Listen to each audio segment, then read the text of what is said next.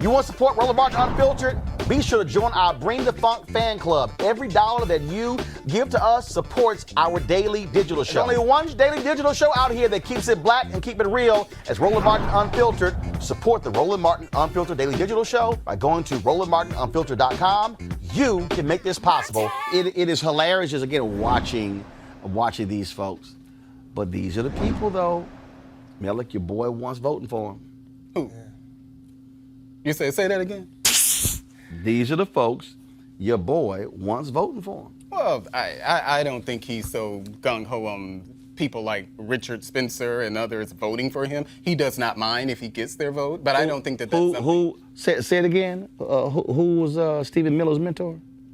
Oh, it's Richard Spencer. Well, you can draw the connection to to Stephen Miller, but no, I'm sorry. Wait, you can primary advisor. But I don't put Richard Spencer and Milo in the same One bag second. I just don't. You don't? No, you don't. How? I don't. Because when they put themselves in the same bag. Well, because hold on. Wait. I want to slow this down. I want you to enunciate it clearly. Yeah. So, Richard Spencer. that Richard Spencer. Yeah, that Richard Spencer, whiny guy that was whining. Mm-hmm. Richard Spencer. And by the way, that was hilarious. I thought he sounded like he was going through puberty. I could. He really did.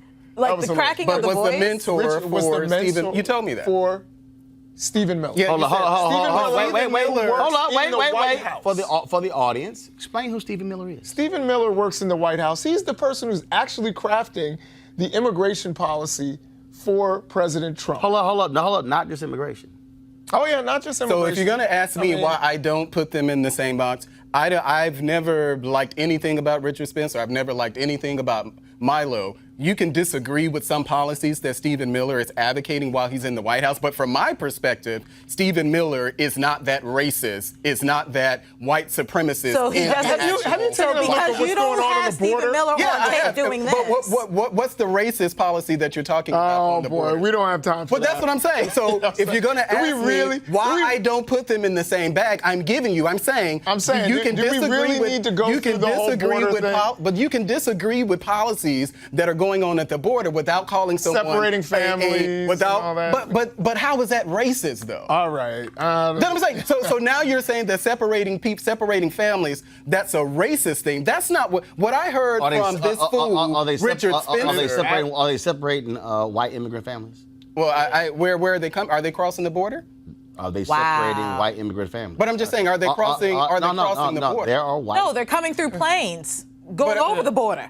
But they're coming. But they're overstaying visas. They're supposed to go through the very same process. Mm-hmm. So why are the 100,000 Canadians who overstay visas and stay in the United States? But we're not separating people. But they're not separating people at the border who overstay visas, though. They're not they're not at the border separating people who overstayed visas. So that's a little intellectually dishonest to make that argument. Policy. But it's the policy that would have been implemented by probably any Republican. No, that's not true. Well, are you kidding me? Yeah, why wouldn't it? No, why wouldn't it? The only thing that wasn't done by Bush. That you said about it wasn't done. But we don't have the prices. Allowed more immigration. But we don't have the prices that we're having now. But I don't believe that this is something that's so out of step with the mainstream Republican Party. 1.6 million. That was the record was set under Bush. Right. He still didn't do the things that Trump is doing. But because Trump did it, does make it racist?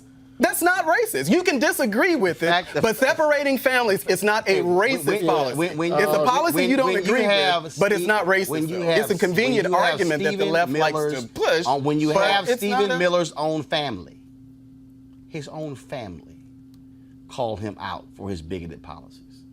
His own family. I'm not kin to him. I have people in my family who disagree with things that I say, and disagree with even me being a Republican. That doesn't matter. Especially when you have family members who probably say, "What the hell are you thinking for voting with Donald Trump and all the stuff?" Well, they do. I have friends who say it too. Yeah, absolutely. And guess what? They're right. No, they're not right. You just have they're wrong, just like you're wrong. You just have an opinion. I'm not wrong. You can't tell me what I'm right and wrong for doing. You listen to that woman talk about Africa. And after Donald Trump called Africa shithole countries, you think you were like, oh, what a good education we just got. But this is not what we're going to do. You heard what, this is not what we're going to do on the set. This is not what we're going to do on the set. You heard my response to what she said. We can do whatever I want to do. My response to what she said. I didn't say you called. You don't have to invoke Donald Trump in the argument. You heard what I said. You heard what I said on the set to this African woman who was talking here. So you don't have to do that. I understand it gets the hits and all that type of stuff, but you don't have to go there. You don't have to go there talking about how I'm talking about how I'm listening to this African woman and voting for Donald Trump. I have a mind of my own. I can listen to people all day long and disagree with things that they do. But you didn't disagree with her. Well, I didn't disagree with her. You agreed with her. But what she said was nothing about Donald Trump. She was talking about what's happening with France and Africa. I understand. So France can do that. This is the anti-Trump resistance. I understand that. But you don't have to tie me listening to her and then talk about why am I supporting Donald Trump when over 90% of black people vote Democrat anyway. So you don't have to you don't have to do that. But you don't see the parallels? What do you mean? What parallel? Well, let's talk about policy. What is Trump stealing from black people? Okay. Well, I'm just saying, if you're saying the parallel, what's the actual parallel to what this sister was talking about as far as what's going on in Africa and what's going on in the United States of America? When he said Nigerians won't go back to their huts. Wait, easy. Well, hold on. She's talking about the Aryanization of African people. She discussed a policy. She discussed policy. You're talking words. No. So let's go with the policy. No, actually. He's not talking. Well, yes, he is. Excuse me. Excuse me. Well, that's what he just said. No, excuse me. But I am going to state facts and I just heard and receipts. Donald Trump has changed policy led by Stephen Miller when it comes to dealing with Liberians. They've changed policy when it comes to limiting what they call refugees down to a low of 18,000 a year. The people, excuse me, I'm not done. The individuals who helped us in Sudan fight terrorism, they basically said, y'all can't come here. He has changed immigration policy that has had a negative impact on African nations, on Haiti, nations of people of color. He has said, why can't we get more folks from Denmark? And so, what you have is a colonizer in the White House. So I can link. You can't. Actually, I can. Oh, yeah, I forgot. You can't. I can link Donald Trump to what that sister was talking about and when she's talking about what has happened historically with African nations as well. When you have an individual who has no regard for African nations, who call them shithole countries, that's what he said. And his policies, said they won't go back to their huts. His policies reflect that. Those are receipts, Malik. Well, that's I mean, as we already discussed, it doesn't matter what Donald Trump says or does. You're not No. Deal with the receipts. Well, did he do what I said about Liberia? I don't know the answer to that, Roland. I don't know the answer to that. Guess what? You know the answer. Guess what? I don't know the answer to that. Kristen Clark with the Lawyers Committee for Civil Rights Under Law was on this show and talked about the fight. I'm not done. Well, I'm not on there, talked about the fight that they had with the Trump administration when it came to Liberians. Well, I don't know anything about that. Well, guess what? You know what? Well, damn it, use Google. Well, you want me to Google it on the show? Hey, hold up. Well, you go right ahead. You know about them lowering the number of refugees that are allowed in the country. You know that. I do know about that. But I do know about that. And you know about the things about the Somalians in Congress. I can disagree with that or I can agree with it. But it doesn't mean that just because you guys have an opinion on something that I have to agree with what it is that you're saying. He lowered the number of refugees. You say, okay, well, that makes him a racist. That somehow, I guess, the fact of what we were talking about. Bottom line is here, folks. Bottom line is here. It doesn't matter what he says it does. You're going to think he's a racist. We just talked about Richard Spencer. We talked about Richard Spencer. And you heard what Richard Spencer said. And we said point blank. You heard Richard what Spencer said. Richard Spencer made it perfectly clear. Said, hail Trump. Who looked up to him when he was at Duke? If you are Stephen Miller and you look up to a racist white supremacist in college, in fact, if you go back to look at the writings of Stephen Miller in college, Stephen Miller then is the Stephen Miller now. And this is the man who is a senior advisor to Donald Trump in the Oval Office. It is clear. It is undeniable. It is factual. There are receipts. We can finger pop. You can do whatever you want to. But the bottom line is a bigoted, racist Stephen Miller is advising the person who is sitting in the Oval Office. And don't forget, you've had individuals in the Trump administration who've had to resign because of their ties to other white supremacists. Something must be consistent if he seems to manage to attract these type dislike of Donald people. Trump. No, these are just factual. That's what. All right, folks, you want to support Roland Martin Unfiltered? Please go to RolandMartinUnfiltered.com. This is where, of course, we will call out the bigots, regardless of who they are, and we'll show them exactly who they are. No, you don't, Roland. Such as the dude. Oh, yes, we do. No, you don't. Yes, we do. I mean, I'll be more than happy. You will call out anything He that was paints so close to replace wrapping Trump up or this the Republican Party. It doesn't matter. You will call out anything. It's amazing. You will call out anything that paints Donald Trump or the Republican Party. It's amazing when you make excuses. It is not even an excuse, Roland. That's just the reality of how it is. That's a debate tactic. A bigoted individual. All right, y'all. RolandMartinUnfiltered.com, Cash App, PayPal, Square. Join our Bring the Funk fan club. Please support what we do. Tomorrow, I'll be traveling to Cabo. We broadcasting from Cabo on Thursday and Friday. Tomorrow, we got election results right here on Roland Martin Unfiltered. And I wonder if the Mississippi candidate, remember the one who pictured in front of this massive Confederate flag? Remember that one? Wonder if he won. Oh, matter of fact, it wasn't one Confederate flag. There's about 30 of them. But hey, it's a Mississippi thing. Probably Texas. No, it's not. That's your state.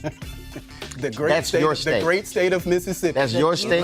Where the rebel flag is still, where the rebel flag is still, Mississippi. And I dare say, it is. I dare say the ambassador. The ambassador talked about the Berlin Conference.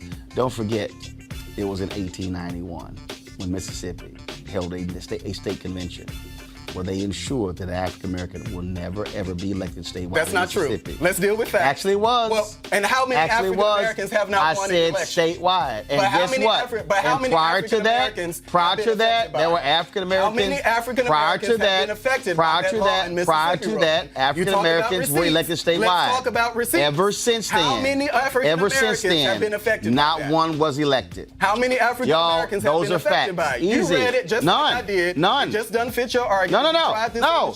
Nobody black can be elected statewide because it's your state. What? We've actually had blacks elected statewide in Texas. What? Have there been any elected black? Have there any? And it has Let me ask you a question. And it has nothing to do with the law. Have there been any blacks elected statewide in Mississippi since 1890? I do not believe so. Let me ask you a question. Jason, you teach African history. Have there been any black people elected statewide? First of all, you don't even have the answer. This is the game. Well, I do know. No, I asked you yes or no. Because yes or no. No, it has not. It has nothing to do with the law. There's not a single African American. It has nothing to do with what it has to do with law that you're referencing. And in fact, you've read it. What it has to do with? That has been tested once in the history. What it has to do with? The 1890 law, and only one person has been affected by that. That was Ronnie Musgrove. Let me say, y'all. Who eventually ended up becoming governor of the state. Now here's why. You can get rid of it. Here's why. Don't try to act as if this is the reason why black people aren't winning statewide. The law that I'm speaking of, the law I'm speaking of is a way to simply a lie, Roland. See, here's a piece. Nobody black can get through the current system in Mississippi. Mississippi created a backstop. That's not even true. Mississippi created a backstop. That's not even true. Mississippi created a backstop. Focus on Texas. Mississippi created a backstop. Because you don't if somebody black got through the one way, they got a second way to stop them from getting through. How many times has that law been tested, Roland? Because nobody. How many times has it been tested, nobody black Roland? got through. How many times has it been tested? I'm about Roland Martin Unfiltered. That's Mississippi, y'all. Once. That's Melik State. Yeah, absolutely. You with can the Confederate flag. You can mock Mississippi with the rebel flag still in their flag. I rep hard for Mississippi. That's exactly what I do. All right, folks. Back to our Roland Martin Unfiltered video in just one moment.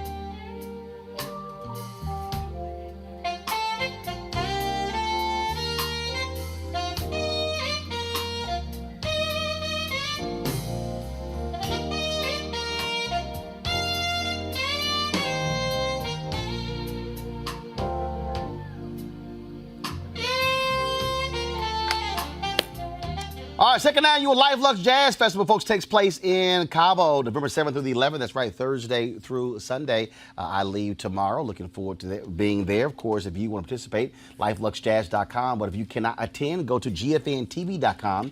Of course, they will be live streaming the 3 days worth of concerts featuring, you saw Gerald Albright, Alice Bunyan, Raul Madon, Incognito, Pieces of a Dream, Kirk Whalum, Average White Band, Donna McClurkin, Shalea, Roy Ayers, Tom Brown, Ronnie Laws, and Ernest Crowles. Again, GFNTV.com. Get your live streaming pass, $10.99. All those concerts covering 3 days, and so you don't want to miss that. And of course, I'll be broadcasting from Cabo on Thursday and Friday, so looking forward to that. Now back to your Roland Martin Unfiltered video.